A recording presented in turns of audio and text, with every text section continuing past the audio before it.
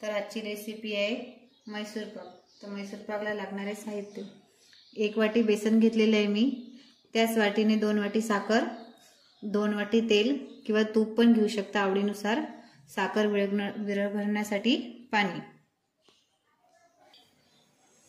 चला तर मग मैत्रिणींनो आपल्या रेसिपीला सुरुवात करूया। हे 2 वाटी साखर टाकते,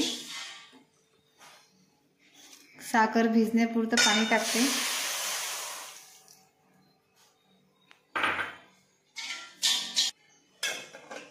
साखर छान विरघळीपर्यंत ढवळून घेऊया, पूर्ण साखर विरघळली पाहिजे।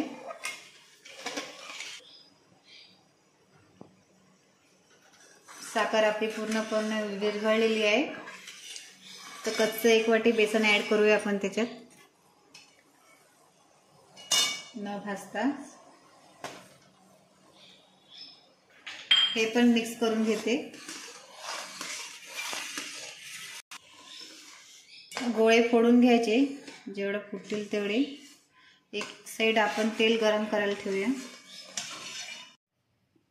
त्याच वाटीने 2 वाटी तेल गरम करून घेऊया।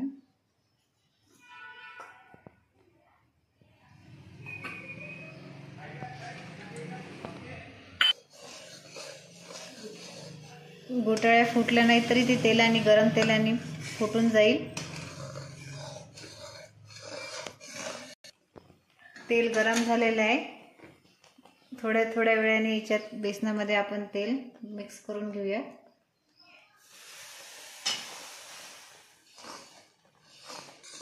छान व्यवस्थित हलवून घ्यायचंय, म्हणजे आपलं खाली लागणार नाही।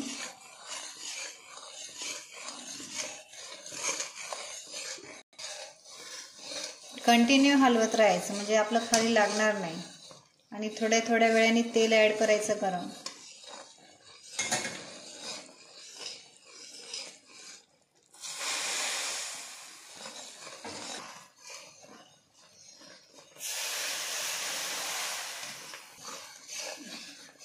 मिश्रण छान हलवत राहायचं, छान जाडी येत नाही तोपर्यंत, खाली लागलं नाही पाहिजे।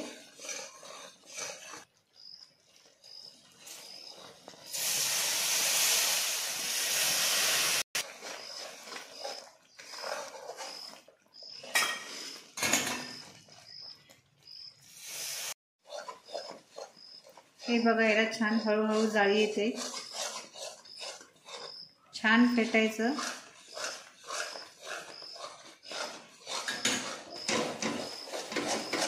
हे बघा, छान जाळी येत आहे याला।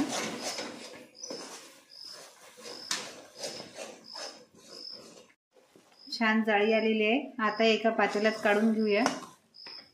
हे बघा, असं छान काढून घेते एका पातेल्यात।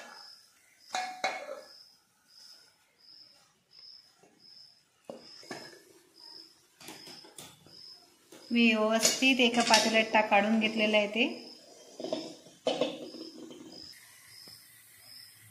तो पातेल्यात काढून घेतलेला आहे, छान सेट झालेलं आहे। आता 1-2 मिनिट थंड होऊ देते त्याला। थंड झाल्यानंतर एका डिशमध्ये काढून घेऊया। मी एका डिशमध्ये काढून घेतलेलं आहे, आता याचे काप करून घेऊया।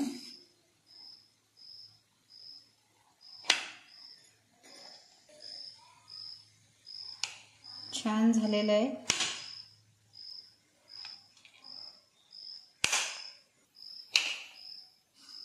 छान सॉफ्ट झालेलं आहे, इझी कट होते। बघा, छान जाळीदार मैसूर पाक झालेला आहे, चवीला पण छान झालेला आहे।